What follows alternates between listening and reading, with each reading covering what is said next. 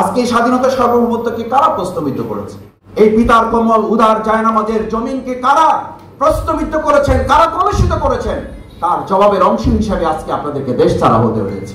আমাদেরকে যারা হারিয়ে দিতেছিল, আমাদেরকে যারা দেশ ছাড়া করতে চেয়েছিল, আমরা বলিব সাম্য শান্তি এক আল্লাহ জিন্দাবাদ।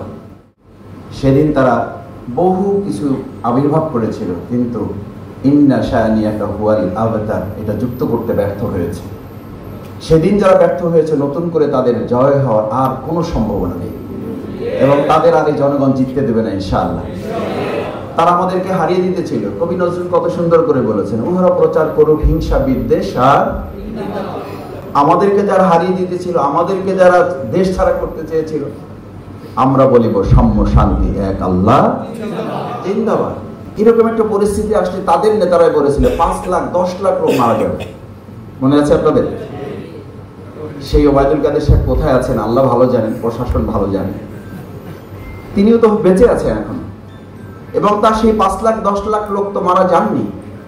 তার মানে তাদের অপরাধের প্রবণতা তারা জানতেন, কিন্তু প্রতিশোধের প্রবণতাটা এই দেশ এবং জাতি বাংলাদেশ ইসলামপন্থী লোকেরা সেই জায়গাটা আমরা প্রতিশোধের রাজনীতি গ্রহণ করি নাই বলি কবি নজরুলের সেই সুন্দর কথা আছে, উহাদের ভাবি মাসি পিপিলিকা তাই মারি না দয়া করে। সুতরাং আপনারা ভাববেন না আমাদের এই দয়াকে যেন দুর্বলতা মনে করবেন না। কেউ আমাদের বলেন যে আমাদের প্রতিশোধ গ্রহণ করার কথা, কারণ কবি নজরুল এটা বলেছেন আমাদের, উহাদের ভাবি মাছি পিপি লেখা তাই মারি না কো দয়া করে। আজকে স্বাধীনতা সার্বভৌমত্বকে কারা প্রশ্নবিদ্ধ করেছে?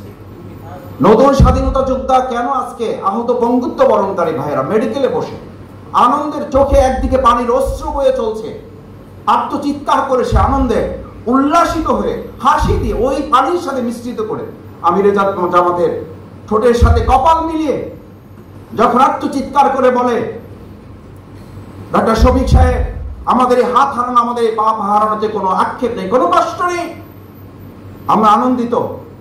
এই আনন্দ কেন? কারণ আপনাদের কবিরাই লিখে গিয়েছিলেন, স্বাধীনতা তুমি পিতার কোমল জায়নামাজের উদার জমিন।